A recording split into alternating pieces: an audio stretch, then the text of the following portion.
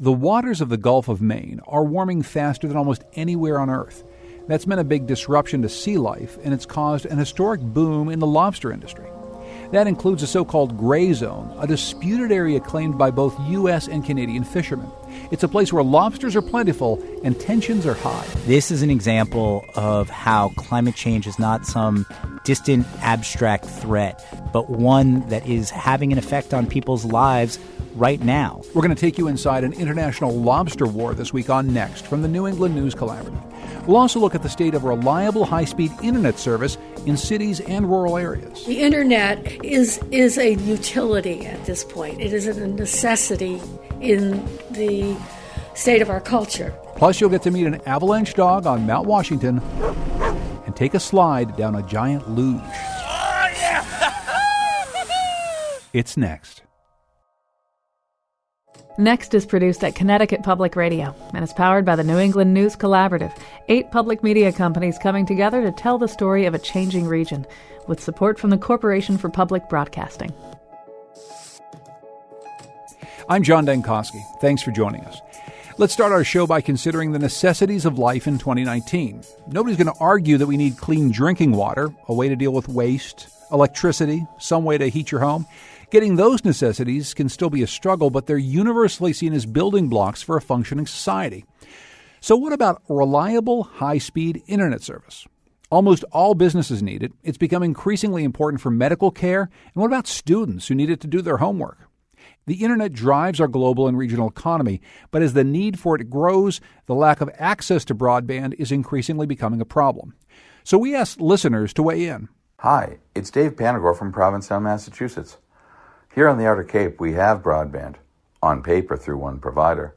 But in practice, our upload and download speeds are so slow you could count it on your right hand or your left hand, but not on all 10 fingers. This severely hampers our local economy. Hi, this is Lon Seidman. I'm a full-time YouTube creator located in Essex, Connecticut. My biggest frustration with internet performance is that ISPs and policymakers are focused primarily on the download speeds, but not contemplating the economic impact of upload speeds. It takes me about 45 minutes to upload a video to one of the 5 content platforms I work with. And this is the absolute fastest speed that I can purchase, even with fiber optic lines running right past the end of my driveway. Yet I can download the same video on that same internet plan in about a minute and a half. The problem is that in many parts of New England, this is all we get because we have regional ISP monopolies that have absolutely no market pressure to improve service. The Federal Communications Commission issued the 2018 Broadband Deployment Report about a year ago. In it, the Commission detailed the percentage of urban and rural areas in each state with access to broadband, which they define as 25 Mbps download and 3 Mbps upload. The biggest broadband gap in New England is in the rural areas of northern states. In Maine, nearly all urban residents have access to broadband, compared with only 85.7% of rural residents. And in Vermont, more than 98% of urban areas have access, but that's less than 80% in rural areas. And that's most of the state. VPR's John Dillon takes a look at the challenges and the renewed efforts to bring broadband to Vermont's underserved areas, especially the Northeast Kingdom, the rural corner of the state bordered by the Connecticut River and the Canadian border.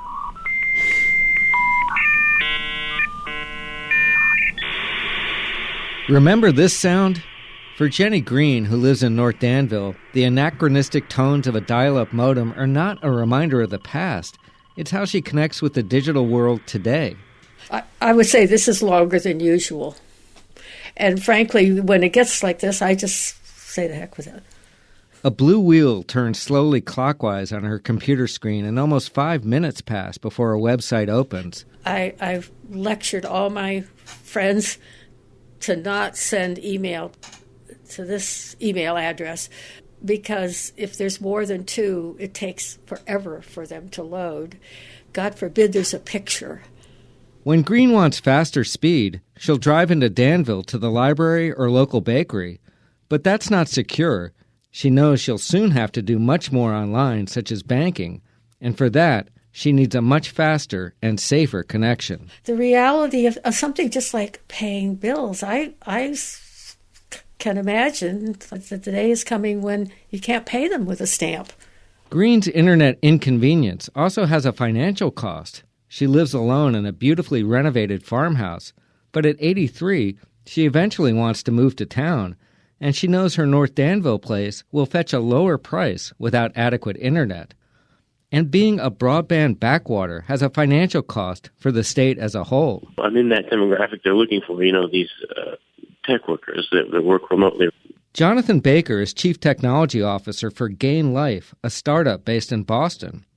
He's got internet at his home office outside of Danville, but it's a fairly slow DSL service.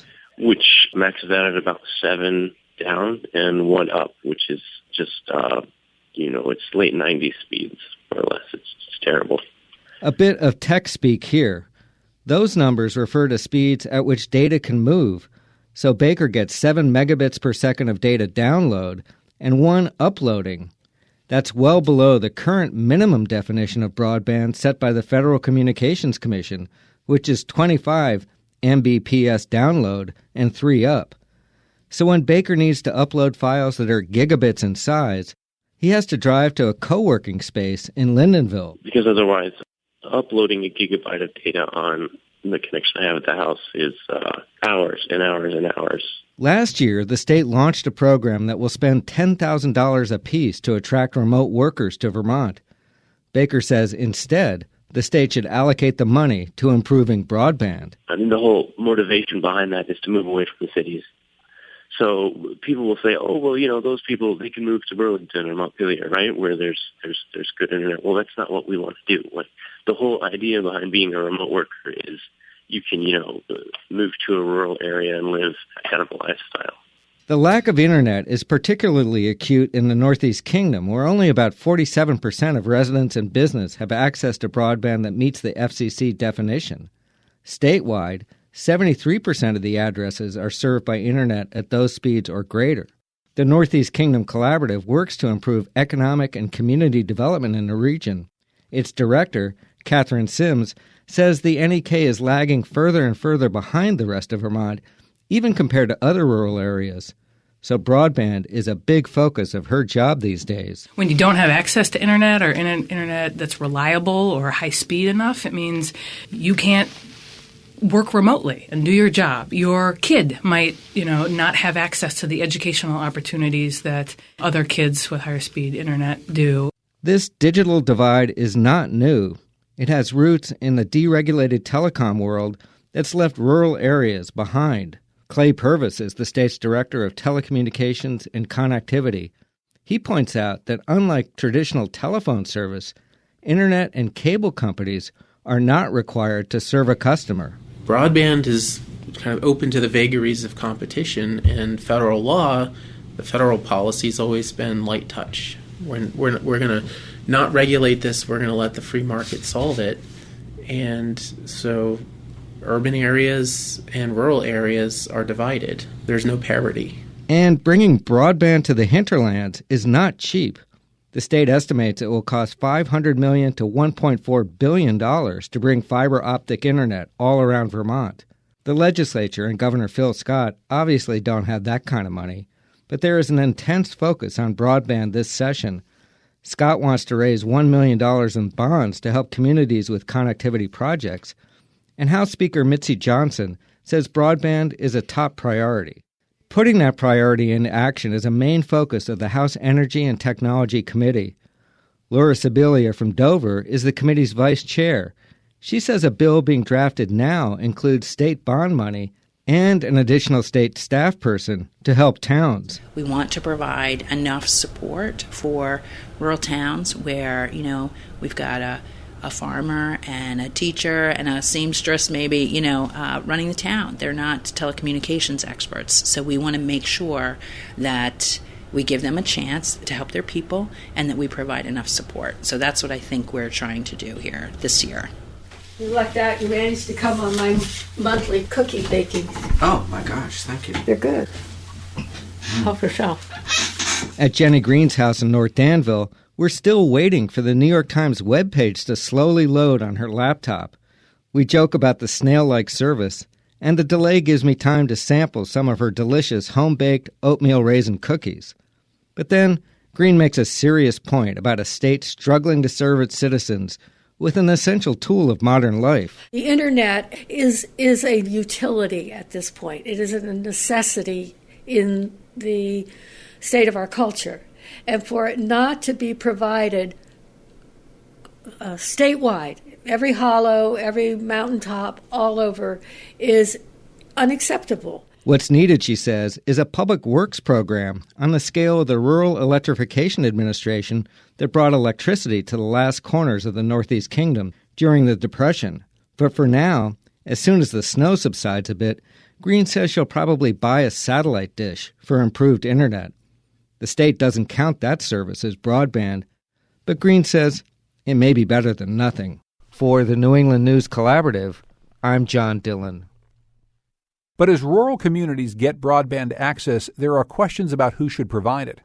Recently, the small town of Charlemont in the northwest corner of Massachusetts made an interesting choice when it came to building a broadband network for the town. We love it here. It's dark at night. There's not a lot of streetlights around. You can see stars.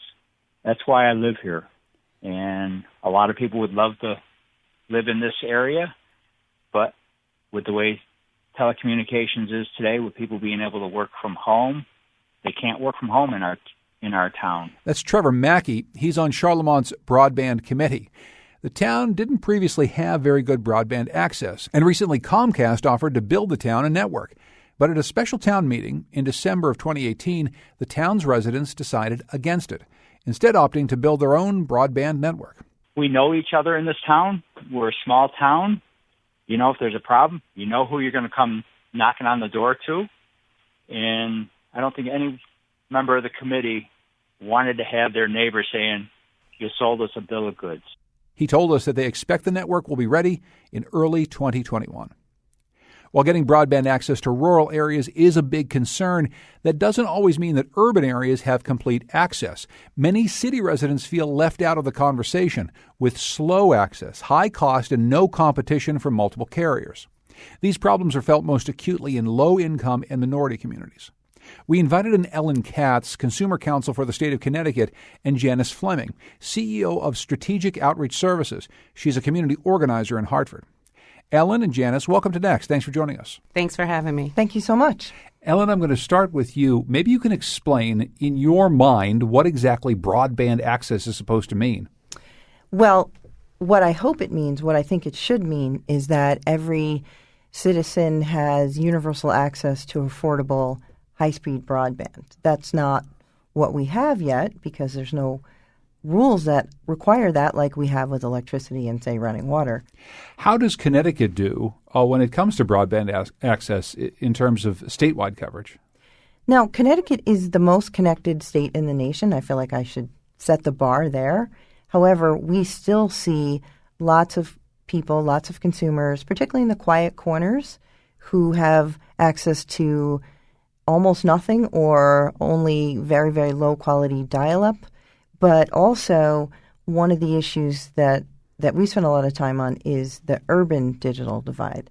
The folks in the communities which tend to be lower income communities in our urban centers where we have a lot of consumers who don't have access to good broadband, and what they have access to is very expensive.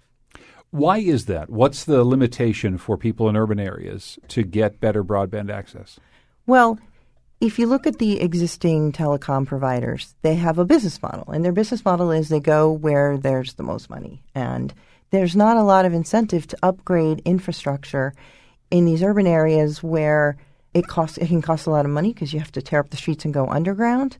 And these tend to be consumers at the lower end of the income spectrum. So if they're able to afford anything, they're buying probably a lower package, a lower price package. And so it's an economic barrier, I think, for a lot of the existing carriers, which is why we've been working with cities and folks like Janice Fleming to say, all right, how do we get broadband in the hands of these people? Janice, maybe you can explain from your standpoint what the issue is with broadband access in urban areas, specifically Hartford, where you work. Yes. When we were first made aware of this issue, it was coming from a lot of the small businesses in which we work with. That's how I actually met Ellen Katz. But as we dug deeper in the issue, we realized that it was impacting not just small businesses, but communities of parents more specifically. We have a lot of our Hartford students who are being bused to suburban schools, and the way that they communicate with parents about homework is through the internet.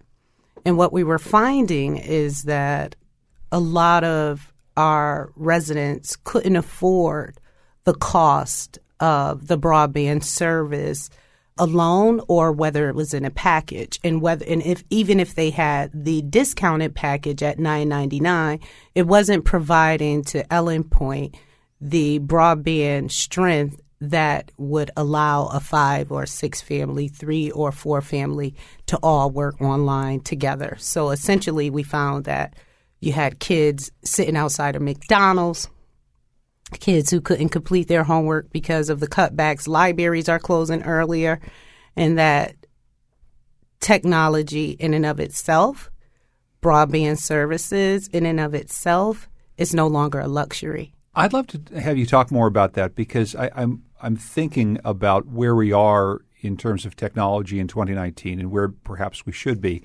And when you say it's no longer a luxury, is it your sense that it's still being priced as a luxury, that it's still being provided to people as something that you can buy if you want it, but what you're saying is this is something that's necessary for students to survive? Absolutely. I see it no different than a book. And if we're not careful, we will have people comparing what it was when you didn't allow minorities to have access to books, and now we're not allowing minorities to have access to technology in a way where it's fair and equitable across the board. So what's a solution for this, though, Ellen? If you want to make sure the costs are low enough for people to have this service in their home, make it widely available to everyone, there's a little bit of an inflection point there where carriers aren't going to want to invest in places where there's not some sort of subsidy, where there's not somebody paying the bills. But you also can't expect families who are living at the lower end of the income scale to take on $100 a month to pay for internet so that their kids can have the same leg up as kids in West Hartford. What do you do about that? Well, I think what you have to do is look at every model that's available and every option. And for example, Mayor Boughton in Danbury I just heard him testify before the legislature. He's looking at a community-wide network that he's doing a public-private partnership with that will touch every house with high-speed broadband for $15 a month. And that would be a complete game changer. Mm-hmm. And there's also the potential if you have – and I'm not talking, government runs the internet, but I'm talking about government enables access for everyone. That's how we got electricity. FDR said we are going to make sure every citizen has access to electricity, and that's what we need to do. And so there's models like that. In some communities, they're providing broadband-enabled laptops to the low-income students. But if you have, a large population that you need to serve, then you're really talking about you need to bring it to every home. And that's why we've seen so many municipalities who are interested in the models like Mayor Boughton is talking about. Because it's not just students, it's also – when my son went to apply for his first job in high school, I kept driving him around. He kept coming out of the stores, and I was like, go talk to someone. He said, no, you have to apply online. Mm-hmm. So for entry-level positions, the vast majority you have to apply online as well. So it's an economic issue, it's an education issue, it's a health issue. So it's an infrastructure issue. We are talking about, in the state of Connecticut, developing urban cities. The more you talk about infrastructure, the more you're talking about opportunities to address old broadband systems. And I would argue that we missed an opportunity when we were redeveloping Route 44 to use that as a pilot. Once you have the ground up, there's no better time to talk about laying down conduit than that time. And for listeners who are outside of this immediate area, maybe you can explain exactly what this meant. For quite some time, a main thoroughfare of the largest African-American community in Hartford was essentially torn up because of a big water project. Mm-hmm. But at that time, while that water project was going in, there wasn't fiber optics going in the ground. That is exactly right. We focus on urban and rural, but I can assure you there are a lot of suburban communities as well that don't have access to broadband services, given locations or whatever. But I would like to see as the Connecticut begin to continue to develop its urban infrastructure, that conversation is a part of it, that when we're breaking up streets, is there a way to lay out conduit at that moment for cost savings? It's already open. We don't have to reopen it, and to ensure that it benefits not just businesses, because in urban communities, businesses are located around schools. That was obvious in our research as well. I want to thank Janice Fleming and Ellen Katz for joining us today and bringing us this issue. Janice and Ellen, thanks so much. Thank you for having me. Yeah, thank you for having us. Coming up, we'll whoosh down a giant luge in New Hampshire. But first, the lobster war brewing along the U.S. Canada border. It's next.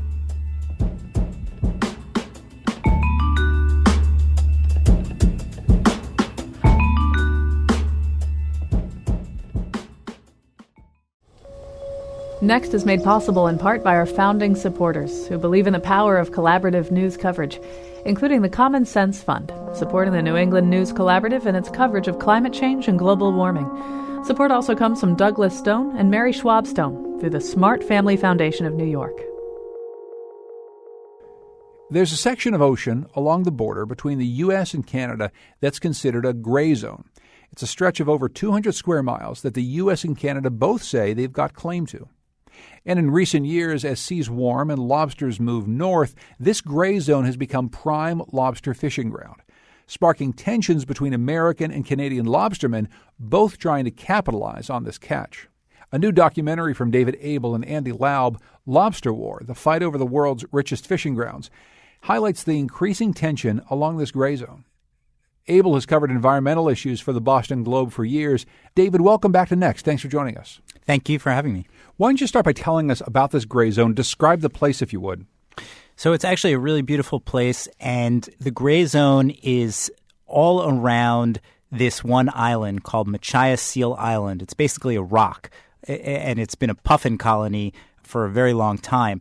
That rock has been the center of a dispute that goes back to the end of the Revolutionary War. And both the United States and Canada have claimed this island. And nobody really cares too much about the island, but the waters around the island are what both countries really are laying claim to. And those waters were not terribly important to either country for generations. However, in the last decade or so, as the waters in the Gulf of Maine have warmed faster than nearly any other body of water on the planet, lobsters have moved north into those waters, which are cooler than the waters further to the south. And as a result of that, the lobster population there has boomed. And that boom has led the Canadians, who long ceded those waters to the Americans, to say, hey, those are our fishing grounds too, and we're going to fish them. And that decision has led to a surge of Canadians fishing in that area, and that has led to all kinds of conflict with the Americans who traditionally fish that area, and that has involved all kinds of gear conflict, sabotage, people hauling each other's traps, and so forth. So let's now talk through the climatic conditions that have changed over the course of decades that have allowed this to become this prime lobster fishing territory. Explain what exactly is happening that is forcing the large lobster population to move from places where you could traditionally fish lobster in southern New England up to this point in northern New England, the far tip of Maine, that's become in dispute. So, as we all know, the planet is warming and the oceans absorb a lot of the carbon dioxide and a lot of that heat. And that has caused oceans throughout the world to warm. But the Gulf of Maine, for a variety of reasons, has warmed faster than just about any other body of water on the planet. And that is part due to the Gulf Stream and something called the Labrador Stream that brings cool water in from the north, from the Greenland and Newfoundland areas. And those streams are being disrupted by the warming. And that has had all kinds of consequences for species throughout the Atlantic coast, but particularly in the Gulf of Maine. And we've seen a collapse in the cod fishery, for example, which is the iconic species that brought Europeans to the United States centuries ago and helped found the 13 colonies and provide an economic engine for them. And lobsters later became a significant source of revenue for our economy. And for many years, they provided a significant income along the shores of southern New England. Connecticut, even Long Island Sound, had a substantial lobster fishery. But the waters there have also warmed, and they're now so warm that the lobster population in that area south of Cape Cod through Long Island Sound has collapsed. In some areas, the lobster population is less than 90% of what it was at its peak. And that has led to hundreds of people who traditionally fished lobster for generations to have to find another line of work. And that line of warming where lobsters can thrive has moved further north.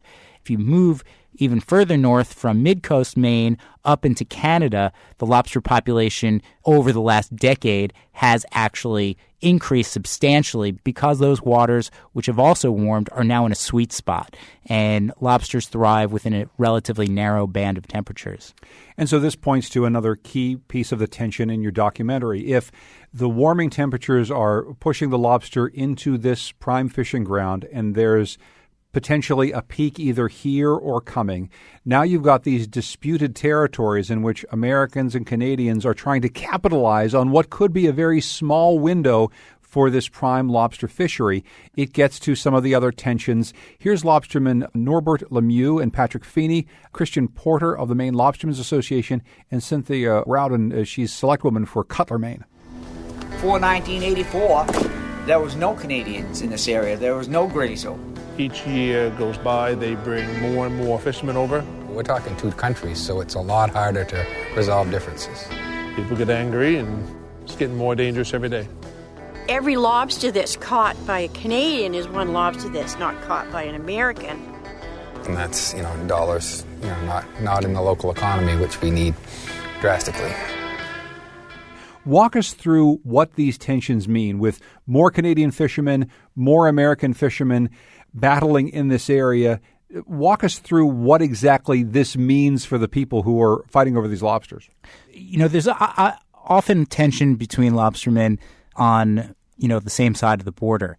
Here we have a situation where the waters have become increasingly crowded, and you have different kinds of gear, and the tides are incredibly powerful in this area in the gray zone. And what ends up happening is you have lobster trawls, which is a series of lobster traps that are connected on the bottom of the ocean, all too often ending up on top of each other, in part because there's just only so much space, and also in part because each fisherman from both sides of the border divide are trying to lay claim to a certain patch of the ocean. And what we've seen is lines that get tangled in knots, and that can be very dangerous to pull up when lobstermen are trying to get their gear up. We've seen people hauling up other people's traps and taking each other's lobsters. We've seen sabotage. We've seen people cut lines just because they are trying to say, we don't want you here. I want to play another clip here from your documentary. Here's Richard Wally. He's from the University of Maine School of Marine Sciences. These guys don't have any other option. They don't have another fishery to move to as they did back in, say, the 1960s and 70s when groundfish were more abundant. We're perilously dependent on this single fishery. And David Abel, you've covered and done a film about cod that you mentioned earlier. There are so many other species of fish that through either climate change or overfishing are not part of a viable fishery anymore. Now, because of this boom, people have focused on lobster. Maybe you can pick up on what the professor is saying there. How problematic is it that this fishery is so dependent on this one species? Right now, it's the boom times. There's a lobster rush. And if you drive around that region, you will see lots of shiny new pickup trucks and people putting on additions on their houses and buying bigger boats. And in our film, you see the main character from the Cutler area of Maine just buys a new boat at 61 years old, and he invested hundreds of thousands of dollars in that. The concern is that what has happened is that this boom has caused people to spend a lot of money and essentially buy mortgages that they're going to have to repay. And so they increasingly have to catch more to pay for some of these increasing expenses that they now have. And the concern is that if the lobster population really does drop precipitously, and in 2017 it dropped, I believe, 15%, and that scared a lot of people, although it apparently bounced back in 2018. We're still waiting for the official numbers. But the concern is that if there is a significant drop, that could cause a crash, an economic crash. What lessons do you think that the lobster fishery can learn from the collapse of the cod fishery? So in my last film, which is called Sacred Cod, which chronicles how the collapse of the cod fishery affected fishermen all throughout the region as well, there is one lesson, which is diversify. And that means find other species to fish. That means find other ways to support your economy. And in Maine, we are seeing that on a variety of levels. There are increasing fisheries for seaweed. There is an effort to bring large-scale aquaculture, salmon farming to that part of Maine. So people are mindful that the lobster fishery might not be forever and that they have to figure out other potential sources of income. But of course, those things can take a long time, and they don't have the same tradition or independent lifestyles that lobstering brings. David, you've been an environmental reporter for a long time, and as we've covered the environment here, we sometimes run into a problem of trying to humanize something like climate change or large-scale environmental problems so that people can really understand them. Do you sense that this issue, the very human issue of people going out onto the ocean to do a very dangerous job, to try to make money for their families in what could be a declining fishery, competing with other people who are trying to do exactly the same thing from another country, do you have the sense that this is the sort of story that helps people understand what climate change is all about? Well, my hope is that, again, that people see that the warming of the planet and the warming of our oceans is not some intangible, abstract phenomenon that's going to, affect our children in 50 years, but that we are seeing it play out in many ways, and it perhaps is no more visible than how it affects some of the iconic species that we in New England have lived off for generations. And we are seeing historic changes in our waters. We're seeing that not just with lobster, we're not just with cod, but we're seeing black sea bass, which traditionally was fished in the mid-Atlantic regions, move further north, creeping into our waters. We're seeing right whales, which are on the brink of extinction as their food sources have been moving further north and making it more difficult for them to put on the weight they need. But the point here is that we are seeing epic changes to the historic species that have been in our waters from the time and well before then that the Pilgrims arrived. And we have a new world that we're facing as our fishermen and our region tries to adapt to these changes. The film is called Lobster War, the fight over the world's richest fishing grounds. And the director is David Abel, a longtime environmental reporter for the Boston Globe. You can find information about where this documentary is screening around our region on nextnewengland.org. David, always good to talk to you. Thanks so much for joining us. Thank you so much for having me. Coming up, we'll sip tea with the Snow Rangers of Mount Washington. It's next.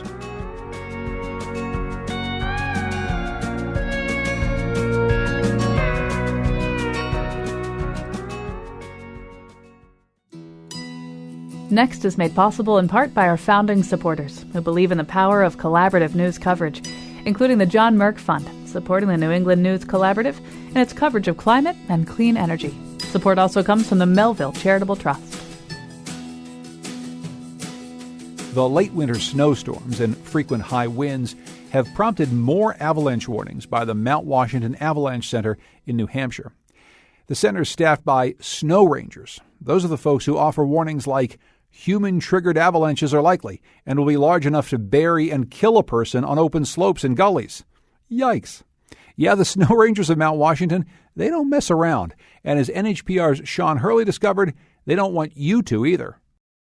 Once I climb aboard the Search and Rescue Snowcat at the Pick 'em Notch parking lot, the director of the Mount Washington Avalanche Center, Frank Karras, tells me he finds the Snow Ranger name a little old-fashioned. Because we're the only avalanche center in the East, that Snow Ranger name is stuck for longer. What would be a more appropriate title? Forecaster, I guess.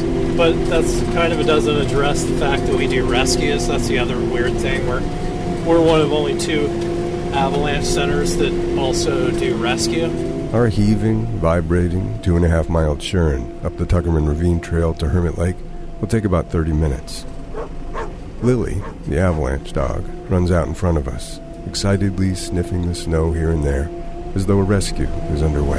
A human under the snow gives off a plume that moves through the avalanche debris, and they can smell it and identify. They alert to the person or the article in the snow. Avalanche dogs seldom find living people, Karras tells me grimly, and dogs like Lily are most often used for body recovery. As the snowy shark fin of Mount Washington comes into view, Karras slows to assess the half-dozen ravines below the peak. Checking these avalanche paths is a daily part of the job. Signs of avalanche activity. You can see the old crown lines still up high. What is a crown line? It's basically the snow that remains after avalanche slab breaks off. It's like a sharp line in the snow. You can see them up there. I follow a frost-bright line tracing between dark cliffs and frozen waterfalls, and then across the draping open bowl of Tuckerman's Ravine, which Karras calls the Roman Colosseum. We get these natural avalanches, that deposit 8 or 10 feet of avalanche debris across a football field of space in the bowl, and it's just unsurvivable. And I really just brace myself for something significant happening at some point soon, like 6, 7, 8, 10 people all buried all at once, killed. It's really very much within the realm of possibility. Imagining terrible things, it turns out, is part of the job. On high hazard days, Karras and the 3 other snow rangers will sit together and pitch disaster scenarios. What if this? What if that? Since the 1970s, there have been 15 avalanche-related fatalities here, Karras tells me, as we head inside the Snow Rangers' headquarters, a sturdy log cabin halfway up the mountain. Karras puts a kettle on, but after scrounging the cupboards, can only find a single tea bag and 1 cup. Oh, it's cracked. Dang. So you get 1 tea bag and a cracked cup. That's the kind of life you have to live. Oh, man. It's like living through the Depression. We pass the leaky cup back and forth. Avalanches are just an amazing phenomenon. Sometimes there's a loud crack, like the crack of a whip, and I've seen that before, triggered that before, and you turn and just see the slope turning to a plate of glass that's breaking and flowing. I have been caught, a couple times. In fact, he says, all the Mount Washington Snow Rangers have personal experiences with avalanches. You see the slope crack around your feet, and all of a sudden everything's moving, and you're on this slab that's moving, and hard to stay on your feet. You can do your best, but once you're moving, you're basically going where the avalanche wants you to go.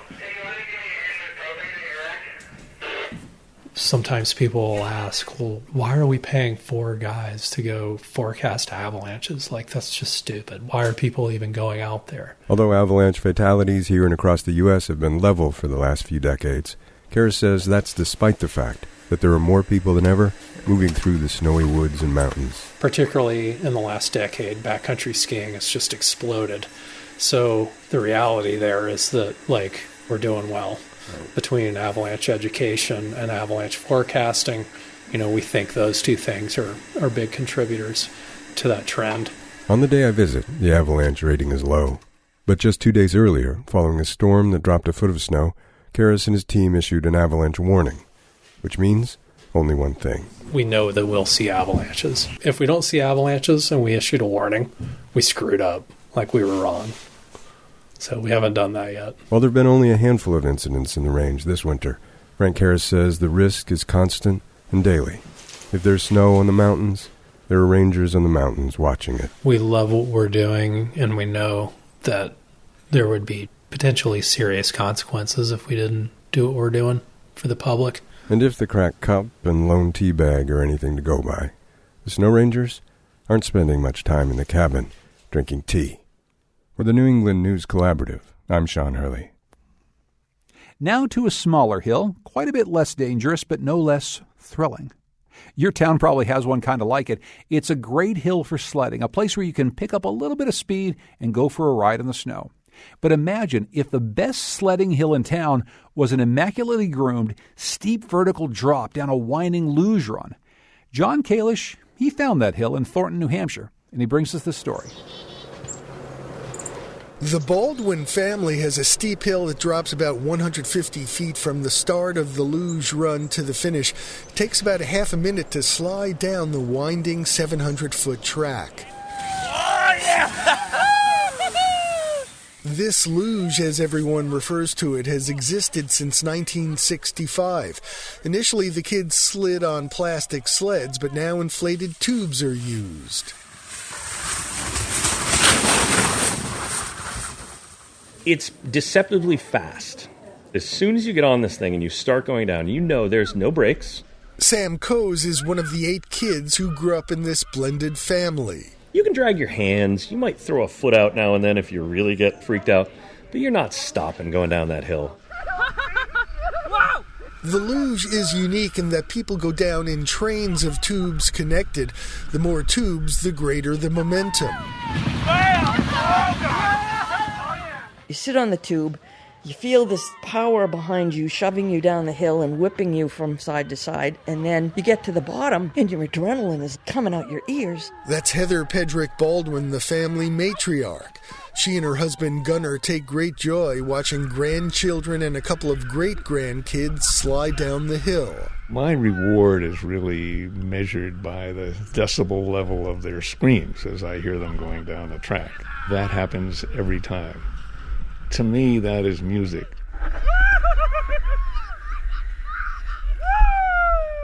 Gunnar Baldwin is now 81. The luge is clearly his engineering project. It started out with just a few turns, but now has 7 or 8. 5 years ago, Baldwin started using a snowblower, but before that, he did it all with just a snow shovel. It's become, for me, almost an obsession, I have to admit. It's an obsession to make it better every year. This year, Baldwin built a pair of tunnels on the luge run because he thought it would be fun to slide through them. The tunnel at the start is 16 feet long. At night, the luge is lit by LED lights. And I think I enjoy it more in the dark. There's kind of more of like that fear factor of like not seeing where the next turn is. And when I was younger, there were more instances where I was coming out of the turns, getting flown out of my tube.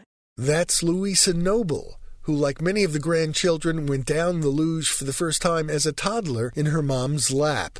Here's her mother, Allie Noble. At the bottom, you're thinking, okay, good, I'm done. I don't need to go again. And then you hike up to the top and you're like, well, yeah, I'm going to take another run. Gunnar Baldwin loves to watch his 8 kids, 17 grandchildren, and their spouses enjoy the luge in Thornton, but oddly enough, he himself doesn't slide. On a recent night with a mercury in the teens, Baldwin was out blowing snow in the darkness. For the New England News Collaborative, I'm John Kalish in Thornton, New Hampshire. Last week, we brought you a few stories about how state houses were coping with important issues, but none quite like what Maine lawmakers were facing. There was a bill brought to the legislature by a group of earnest fourth graders that would have clearly identified a specific species of chickadee as the state bird. You might be asking, wait, there's more than one kind of chickadee? Well, yes, and Massachusetts has already claimed the common black-capped chickadee as its state bird. The bill would have forced Maine lawmakers to consider whether the less common boreal chickadee might be the better choice. Sounds like a great debate, right? Well, not in Augusta. Lawmakers voted down the bill unanimously in committee, dealing it a potentially lethal blow. That's too bad for the fourth graders, and too bad for the bird lovers, Maine Public Radio's Steve Missler found, because they think it's an issue worth deciding. Brian Olson, an associate professor of biology and ecology at the University of Maine, refuses to take sides in the great chickadee debate. He says the black-capped has a song in the springtime. That song is not flashy nor presumptuous, just gets the job done. And that song, he says, should not be confused with the call we typically associate with the black-capped. Olson says that signature sound actually has a purpose. You might not know, but the black-capped chickadee call, that very charismatic chickadee, the number of D's at the end is a judgment that the chickadee makes about how dangerous a particular threat would be. Olson says the black-capped chickadees at his home are not afraid of him. Not at all. In fact, they seem fairly confident they could take me in a fair fight. In the boreal chickadee, it has no song, Olson says. Not frivolous birds, the boreal chickadees. But the boreal does have a unique call.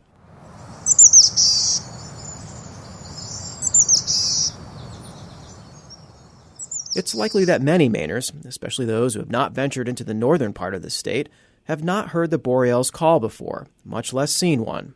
That's because its habitat is boreal forests. Olson says the boreal does venture to the southern part of the state from time to time, but it's rare. But back to the debate at hand. It goes back to 1927, when the Maine legislature named the chickadee the state bird. The problem, says Maine Audubon's Nick Lund, is this. It's not a bird. It's a family of birds.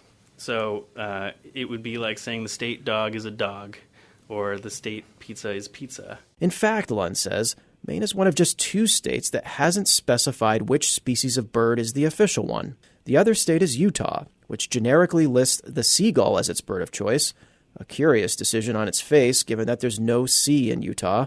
But in fact, it was the California gull that saved residents there from an onslaught of crickets that were decimating crops in the mid-1800s. Likewise, it was the chickadee's ravenous appetite for insects that apparently factored into the legislature's decision to anoint it official status in Maine. But which one, the boreal or the black-capped? And Lund says it's a tough decision. They both stay in Maine all year. They both are friendly and are attracted to humans. And, though you need to be in their presence to understand, seem optimistic, cheerful, friendly, resourceful, and industrious. Ornithologists warn that climate change is pushing the boreal farther and farther north, so its presence here could become increasingly rare. The black-capped, found in states throughout the Northeast, is likely here to stay. In any event, the issue could be divisive, as it is in Olson's family. His son likes the black-capped because it's common. His daughter, the boreal, because it's rare. So we are a house divided. For his part, Olson says Maine could just go with the common loon. That way, he says, the state wouldn't have to change its license plate, one version of which already features the black-capped. For the New England News Collaborative, I'm Steve Missler. The sounds of the boreal and black-capped chickadee in this story came from recordists Mark Dennis and Doug Hitchcox, who submitted them to the Macaulay Library at the Cornell Lab of Ornithology. Oh, and if you'd like to take a quiz to test your knowledge of the state birds of New England, go to nextnewengland.org.